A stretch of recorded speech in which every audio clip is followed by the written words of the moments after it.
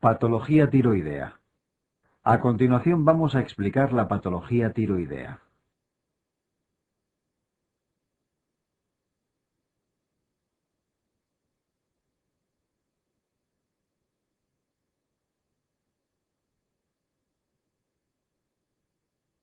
Regulación de las hormonas tiroideas. La síntesis y secreción de hormonas tiroideas está regulada a nivel hipotálamo hipofisario, mediante la secreción de TRH y TSH respectivamente. Existe otra regulación intratiroidea, que depende de los cambios en el yodo orgánico intraglandular.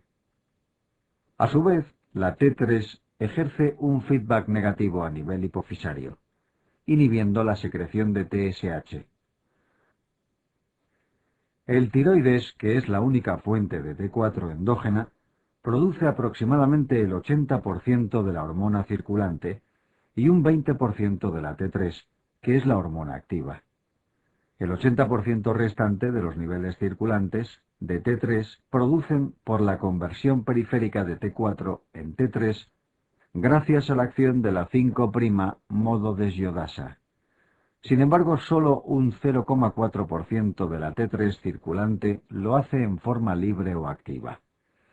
El resto del pol hormonal circula unido a proteínas, albúmina, prealbúmina y la globulina fijadora de hormonas tiroideas o TBG en orden creciente de intensidad.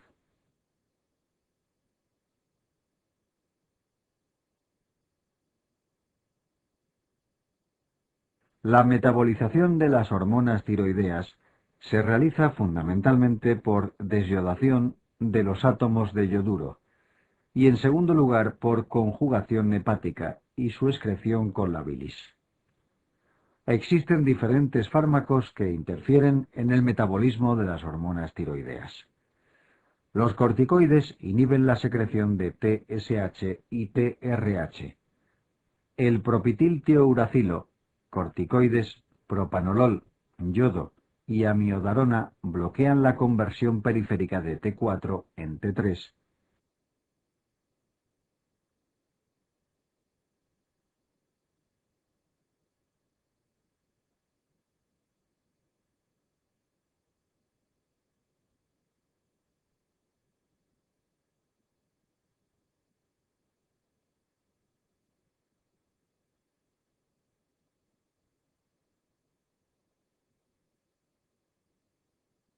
Los efectos del yodo sobre el tiroides son múltiples. En relación con la síntesis de hormonas tiroideas existen dos acciones diferenciadas. Uno, la administración de yodo en sujetos predispuestos generalmente con autoinmunidad positiva. Inhibe la organificación y la liberación de hormonas tiroideas de forma transitoria, efecto conocido como Wolff-Chaikoff. 2. Sin embargo, en sujetos con enfermedad nodular o bocio de larga evolución, la administración de yodo incrementa la síntesis de hormonas tiroideas, produciendo un hipertiroidismo con gammagrafía hipocaptante, que se conoce como efecto de Job-Basedow.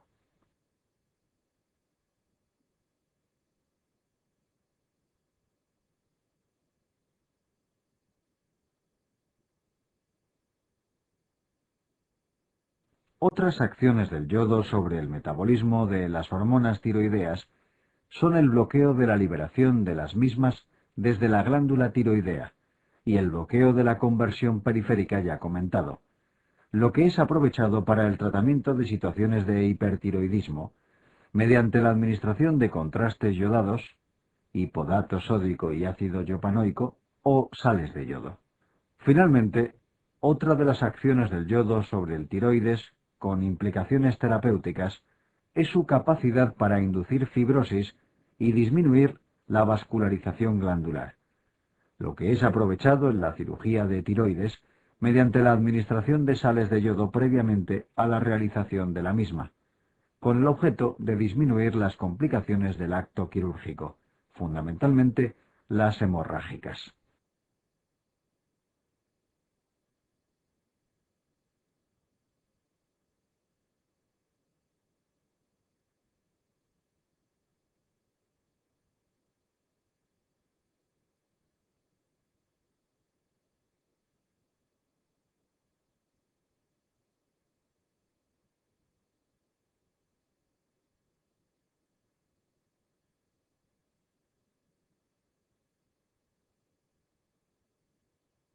La síntesis de hormonas tiroideas depende de la captación de yodo desde el torrente sanguíneo por parte de las células foliculares de la glándula tiroidea. Este transporte es un transporte de membrana activo realizado mediante un transportador de membrana conocido como NIS. Una vez en el interior celular, el yodo sufre un proceso de organificación dependiente de la peroxidas tiroidea y se une a la tiroglobulina en la interfase célula-coloide, yodándose los residuos tirosilo de esta proteína y dando lugar a la monoyodotirosina y diyodotirosina. La propia peroxidasa tiroidea cataliza el acoplamiento de los residuos yodados de tirosina para formar la T4 y T3.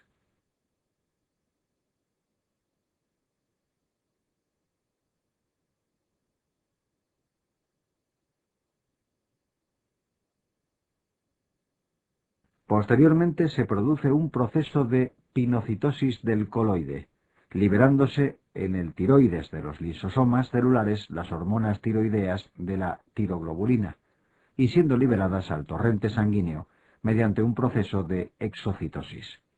El yodo que no ha participado en la formación de las hormonas tiroideas es liberado de los residuos de tirosina mediante la acción de la enzima desalogenasa, reintroduciéndose de nuevo en el ciclo de formación de hormonas tiroideas.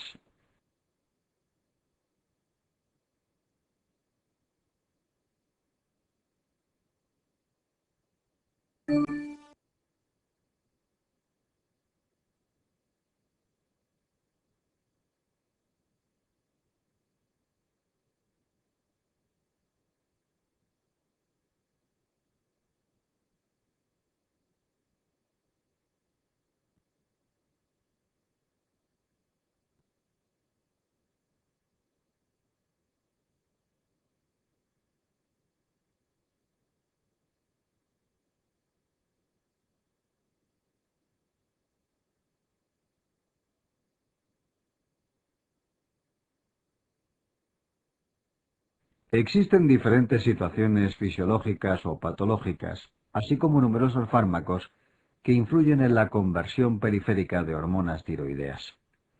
La desnutrición, enfermedades sistémicas graves, la situación posquirúrgica, traumatismos graves, etc., mediante la liberación de citoquinas y el incremento de la liberación de cortisol endógeno, influyen tanto sobre la síntesis como sobre dicha conversión, provocando una situación que se conoce como síndrome de enfermedad sistémica eutiroidea, denominada antiguamente como síndrome del eutiroideo enfermo, en el que nos podemos encontrar con un perfil tiroideo en el que existe disminución de los niveles tanto de tirotropina como de hormonas tiroideas libres, y en el que de forma constante existe un incremento de los niveles de T3 reversa, que es fisiológicamente no funcionante, debido a la inactivación de la enzima 5' monodesiodasa y la catalización de la T4 por la 5-monodesiodasa.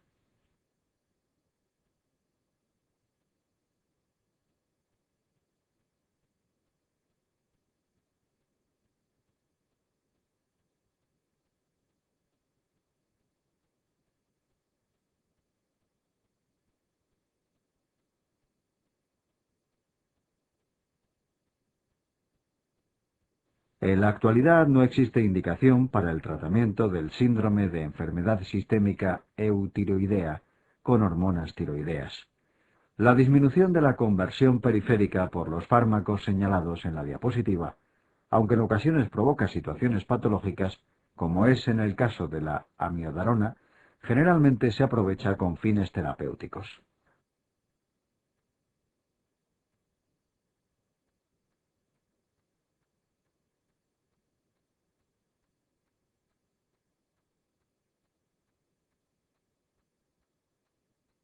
AC antitiroideos.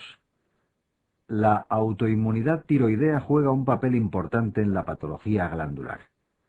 Aunque existe una importante prevalencia de población sana con autoinmunidad positiva, sobre todo en el sexo femenino, La presencia de anticuerpos se relaciona con tres tipos diferentes de situaciones patológicas. La presencia de anticuerpos antiperoxidasa, que constituyen aproximadamente el 80% de los anticuerpos antimicrosomales, y en menos medida antitiroglobulina, se relacionan con la etiopatogenia de las tiroiditis linfocitarias transitoria y crónica, respectivamente. Sus títulos son más elevados en la enfermedad de Hashimoto.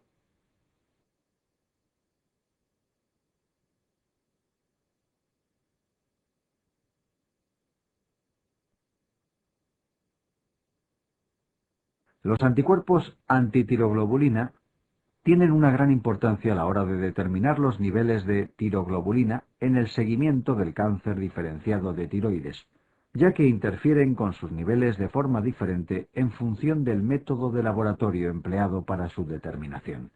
En el caso del radioinmunoensayo, producen falsas elevaciones de los niveles de tiroglobulina, mientras que cuando se utilizan métodos de quimioluminiscencia disminuyen las cifras de tiroglobulina. Por lo tanto, debemos determinar la situación de dichos anticuerpos siempre que se mide la tiroglobulina.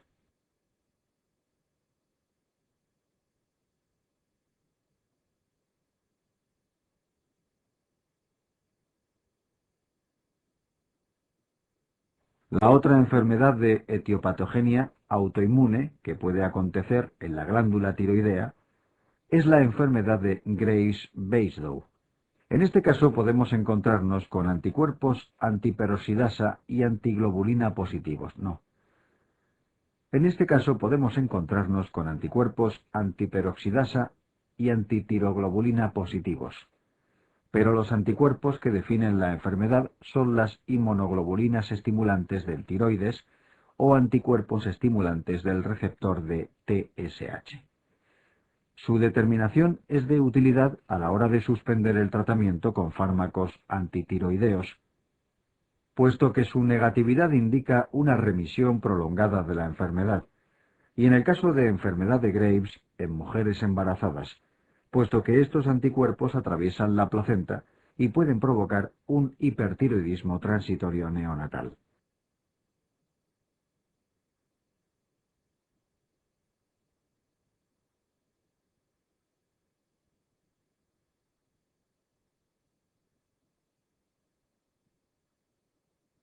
Comenzando ya con la patología tiroidea, una de las situaciones más frecuentes que nos podemos encontrar es el aumento del tamaño glandular tiroideo, que se conoce como bocio.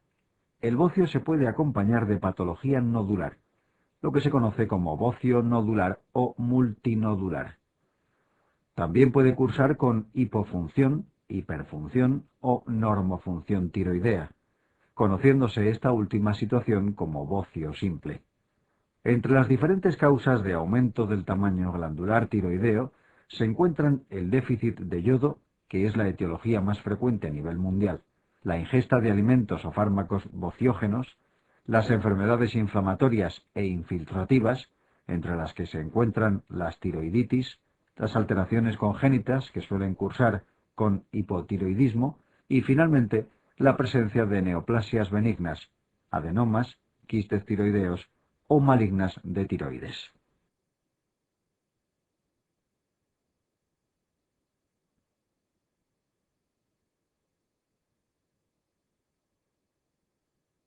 La clínica del bocio siempre se puede dividir en problemas estéticos y, lo que es más importante, en cuadros compresivos, tanto de la vía aérea o digestiva, por disminución del calibre traqueal y esofágico, respectivamente.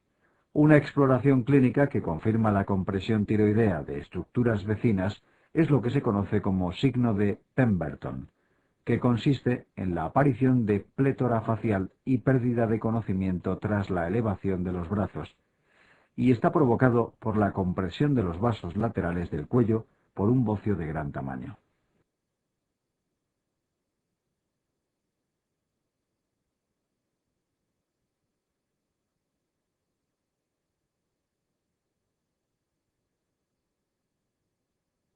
Bocio simple. Además de la exploración cervical, existen diferentes exámenes complementarios que debemos realizar en un paciente con bocio. La determinación de los niveles de hormonas tiroideas establecerán cuál es la situación funcional tiroidea. La determinación de anticuerpos antiperoxidasa tiroidea nos orientan hacia un posible origen autoinmune del bocio. La realización de una ecografía tiroidea nos permite establecer el volumen exacto de la glándula tiroidea, además de detectar posible enfermedad nodular no palpable. La radiografía simple de tórax nos permite valorar posibles desplazamientos traqueales, así como compresión de la vía aérea, mediante la valoración del calibre de la luz traqueal. La tomografía computerizada de la región cervical o cervicotorácica nos permite establecer los límites exactos de la glándula tiroidea, el grado exacto de compresión de la luz traqueal, la extensión intratorácica si existe, y es de gran ayuda a la hora de la planificación de una posible cirugía tiroidea.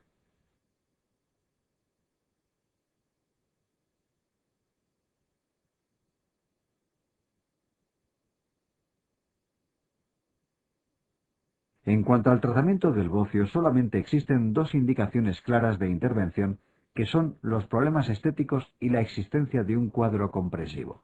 En relación con las medidas no quirúrgicas, podemos administrar suplementos de yodo en el caso de bocios relacionados con déficit del mismo.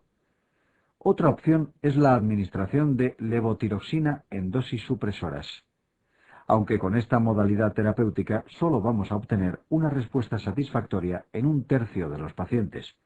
Requiere una administración crónica y nos sitúa al paciente en un estado de hipertiroidismo subclínico que puede ser perjudicial para su salud.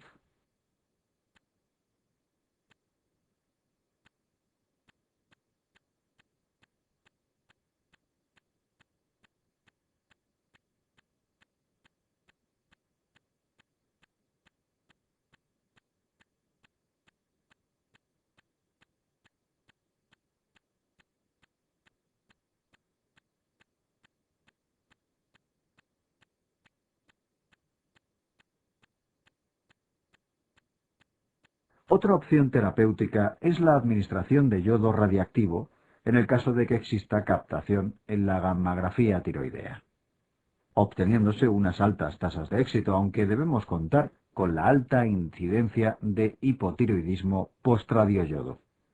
Finalmente, todos aquellos bocios que cursen con síntomas compresivos deben ser tratados quirúrgicamente como primera elección, procediéndose a la realización de una hemitiroidectomía o tiroidectomía subtotal en la mayoría de los casos. Las dos principales complicaciones de la cirugía de tiroides van a ser el desarrollo de la hipocalcemia crónica por resección de las glándulas paratiroideas y la lesión del nervio laríngeo recurrente, aunque ambas complicaciones ocurren en menos del 1% de las intervenciones en manos de cirujanos experimentados.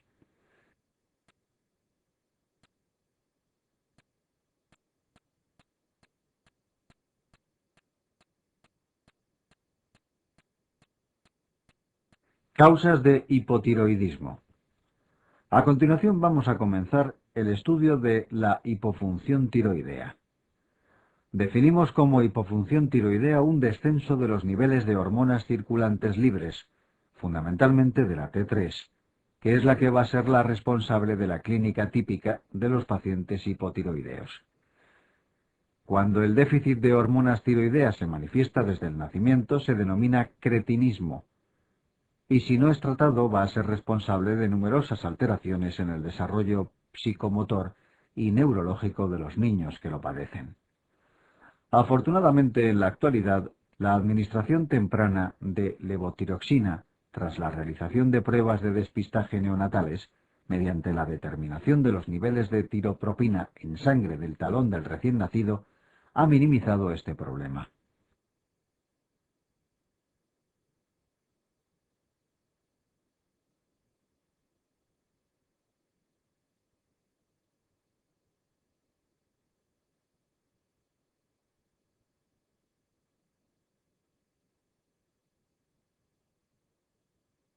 La gran mayoría de las causas de hipotiroidismo son de origen tiroideo, aproximadamente el 95% de los casos, constituyendo la etiología central, hipofisaria o hipotalámica, menos de un 5% de los casos.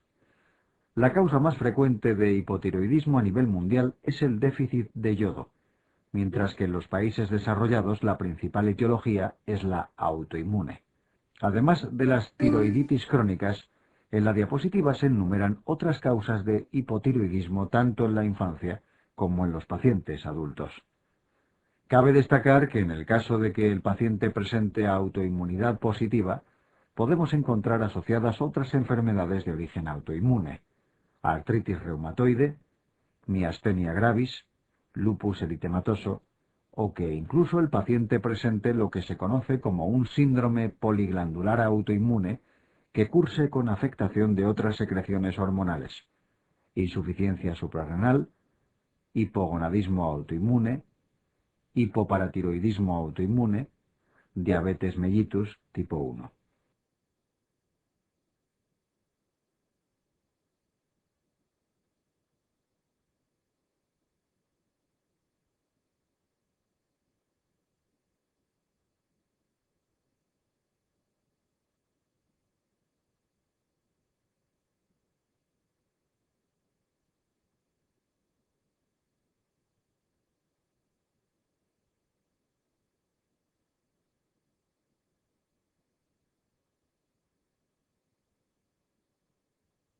En cuanto a la clínica de los pacientes con hipotiroidismo, debemos recordar que las hormonas tiroideas influyen en la práctica totalidad de los sistemas metabólicos del organismo. Debemos diferenciar el cuadro clínico que acontece en el hipotiroidismo neonatal de los signos y síntomas que aparecen en los pacientes adultos.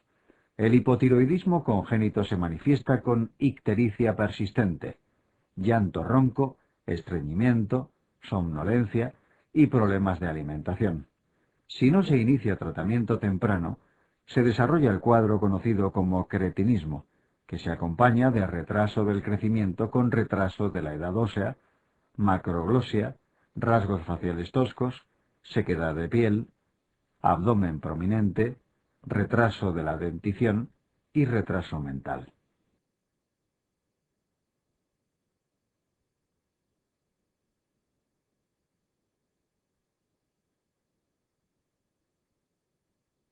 En el adulto los síntomas iniciales pueden pasar inadvertidos. A medida que progresa la enfermedad, los pacientes se van a manifestar con aumento de peso, hiporexia y estreñimiento. Presentan bradisiquia, astenia, voz grave y somnolencia. Podemos encontrar macroglosia, piel seca y pálida, edema palpebral y en miembros inferiores. Son típicos la aparición de derrames pleurales y pericárdicos. El desarrollo de un derrame seroso en el oído medio puede conducir a la aparición de sordera de conducción. Es típica también la caída del vello corporal, la presencia de alteraciones menstruales y el desarrollo del síndrome del túnel del carpo y síndrome de apnea obstructiva del sueño.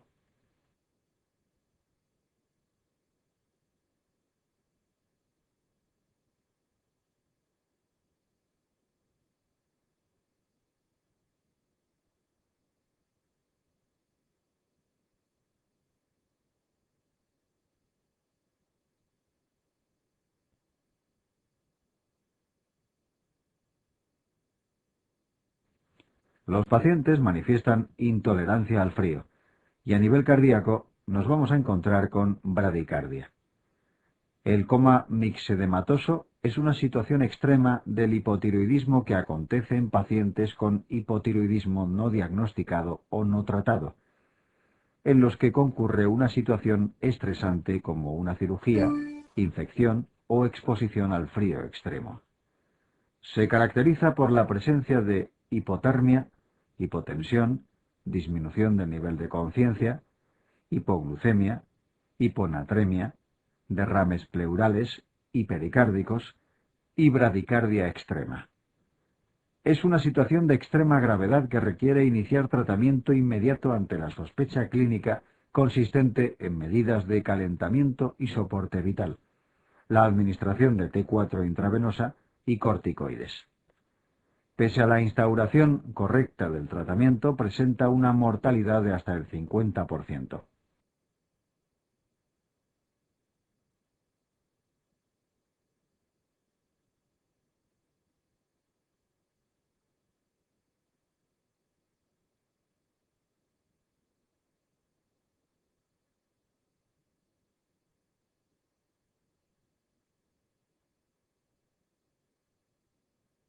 Niveles hormonales.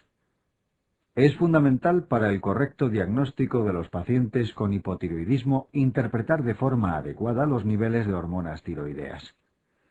La lectura del perfil tiroideo debe hacerse valorando inicialmente las hormonas tiroideas libres, que son las que nos va a indicar el estado funcional del paciente: hipertiroidismo, hipotiroidismo o normofunción tiroidea.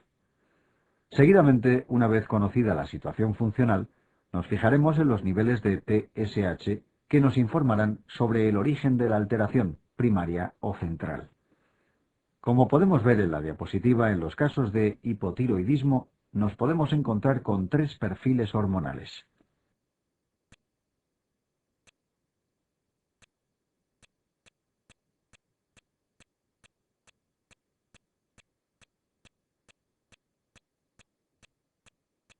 Los pacientes con hipotiroidismo primario presentarán unos niveles disminuidos de T4 y T3 no unidas a proteínas, que se acompaña de una elevación de los niveles de TSH en un intento de la hipófisis de compensar de la hipofunción de la glándula tiroidea. Por el contrario, los pacientes con hipotiroidismo central, a pesar de presentar un descenso de las hormonas tiroideas libres, no son capaces de compensar mediante la elevación de la TSH. En los casos de hipotiroidismo central debemos establecer un diagnóstico diferencial con el ya comentado síndrome de enfermedad sistémica eutiroidea, que realizaremos en función de la situación clínica del paciente. Si presenta alguna situación aguda o estresante que haya podido desencadenar el cuadro, y si nos quedan dudas mediante la determinación de los niveles séricos de T3 reversa.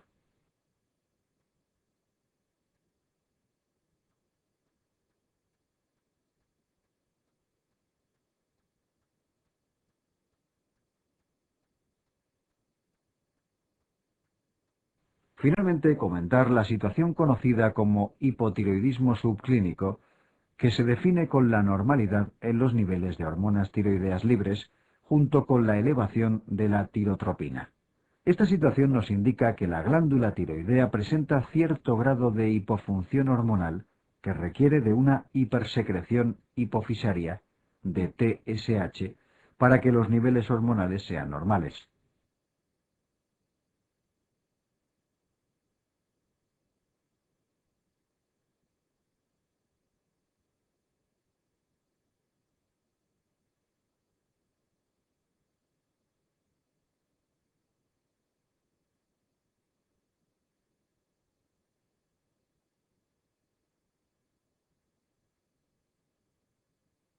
D de hipotiroidismo.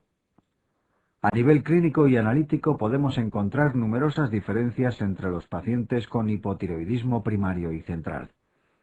En cuanto al perfil tiroideo, los pacientes con hipotiroidismo primario van a presentar un descenso de los niveles de hormonas tiroideas libres que se acompaña de una elevación de las cifras de tirotropina, que intenta estimular la síntesis hormonal tiroidea. Sin embargo, en los pacientes con hipotiroidismo central nos vamos a encontrar unos niveles de TSH disminuidos o normales, lo que se denomina TSH inapropiadamente normal, ya que si no existiera un defecto en la secreción de la misma, sus niveles deberían estar aumentados. Los pacientes con hipotiroidismo primero pueden presentar bocio, mientras que este está ausente en los pacientes con hipotiroidismo central.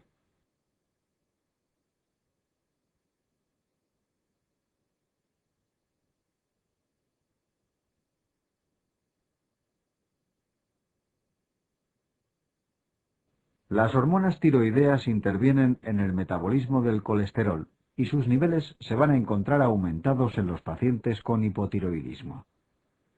Sin embargo, los pacientes con un origen central no suelen desarrollar esta alteración debido a que el tiempo de evolución de la enfermedad suele ser bastante inferior a los casos de origen primario. Los pacientes con hipotiroidismo central presentan en la mayoría de las ocasiones otros déficits hormonales hipofisarios y por lo tanto se acompañarán de clínica relacionada con las otras hipofunciones asociadas.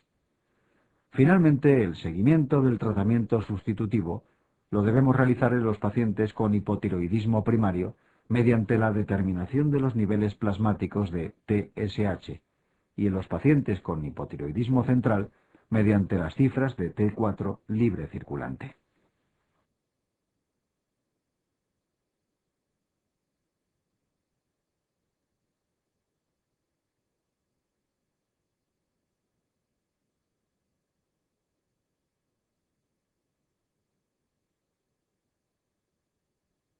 Tratamiento del hipotiroidismo.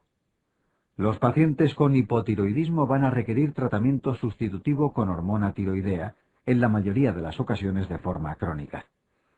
Se dispone de dos preparados para el tratamiento de estos pacientes: la levotiroxina T4 y la liotironina o T3. Aunque en un principio se podría pensar que la sustitución más fisiológica sería aquella realizada con liotironina o T3, existen dos hechos que contradicen esta manifestación.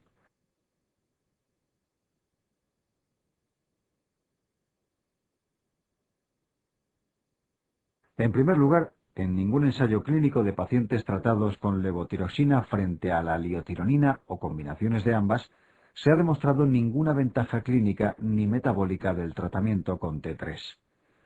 Además, la vida media de la liotironina es de pocas horas, requiriendo de la ingesta de 3-4 comprimidos al día, con el objeto de conseguir una situación de eutiroidismo, mientras que la levotiroxina tiene una vida media de hasta 36 horas, lo que permite una única administración diaria.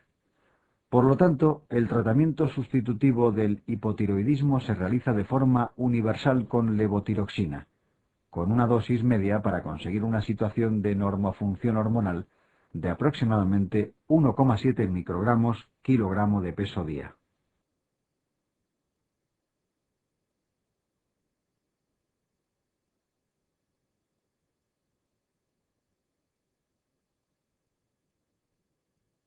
En cuanto al hipotiroidismo subclínico, debemos tratar a todos los pacientes con niveles de TSH superior a 10, mientras que aquellos pacientes con niveles de TSH intermedios se deben tratar de forma obligatoria en el caso de las mujeres embarazadas y en la infancia. Y es recomendable, pero no obligatorio, tratar a aquellos pacientes que presenten anticuerpos antitiroideos positivos, bocio, dislipemia, obesidad o alteraciones menstruales. Finalmente, no debemos tratar a pacientes con TSH entre 5 y 10 de edad avanzada o cardiópatas, puesto que la administración de levotiroxina en estos casos se puede acompañar de mayores perjuicios que beneficios.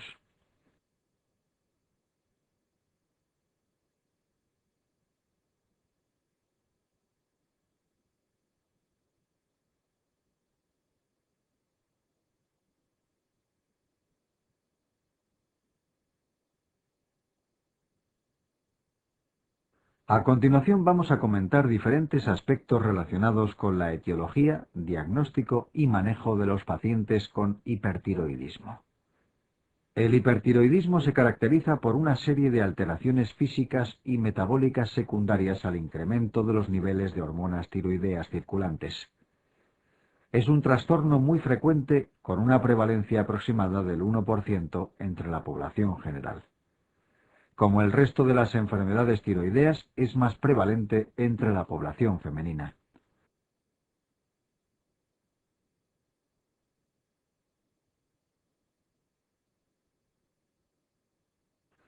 La causa más frecuente en la población joven es la enfermedad de Graves-Basedow, que es una entidad de origen autoinmune, en la que aparecen inmunoglobulinas que actúan sobre el receptor de TSH de la glándula tiroidea, estimulando la síntesis y secreción de hormonas. En los pacientes ancianos, la causa más frecuente de hipertiroidismo es la enfermedad nodular tóxica. Entre las diferentes manifestaciones del hipertiroidismo nos encontramos la activación del sistema cardiovascular, con taquicardia, que en la anamnesis se manifiesta como palpitaciones y arritmias de predominio supraventricular.